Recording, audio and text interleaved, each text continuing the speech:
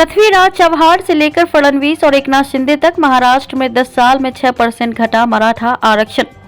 वैसे तो मराठा आरक्षण की लड़ाई लगभग 4 दशक पुरानी है, लेकिन पिछले 10 साल में मराठा आरक्षण 6% घट गया। ये तीसरी बार है जब महाराष्ट्र विधानमंडल के दोनों सदनों में सत्ता पक्ष और विपक्ष दोनों ने मिलकर एकमत से मराठा समाज को आरक्षण देने के अध्यादेश और विधेयक पारित किए हैं। सबसे पहले 2014 में कांग्रेस और एनसीपी की सरकार ने पृथ्वीराज चव्हाण के मुख्यमंत्रित्व काल में मराठों को शिक्षा और सरकारी नौकरियों में 16% आरक्षण देने का अध्यादेश लाया था। इसके 4 साल बाद बीजेपी और शिवसेना की सरकार में देवेंद्र फडणवीस के मुख्यमंत्रित्व काल में मराठों को 16% आरक्षण देने का विधेयक दोनों सदनों में पारित हुआ।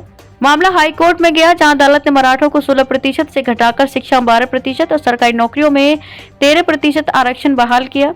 बाद में से सुप्रीम कोर्ट में चुनौती दी गई, जहां मराठा आरक्षण रद्द कर दिया गया।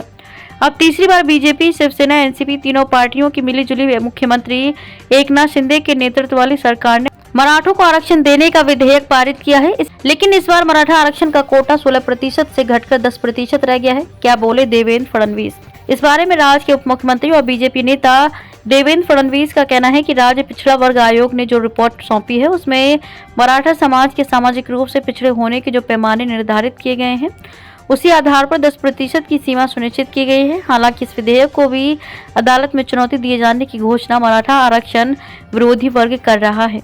हालांकि सरकार ने सुप्रीम कोर्ट द्वारा पहले रद्द किए गए मराठा आरक्षण के फैसले के खिलाफ सुप्रीम कोर्ट में क्यूरेटिव अर्थात पुनरीक्षण याचिका दाखिल कर रखी है। सरकार का दावा है कि उसका यह विधेयक अदालत में जरूर टिकेगा।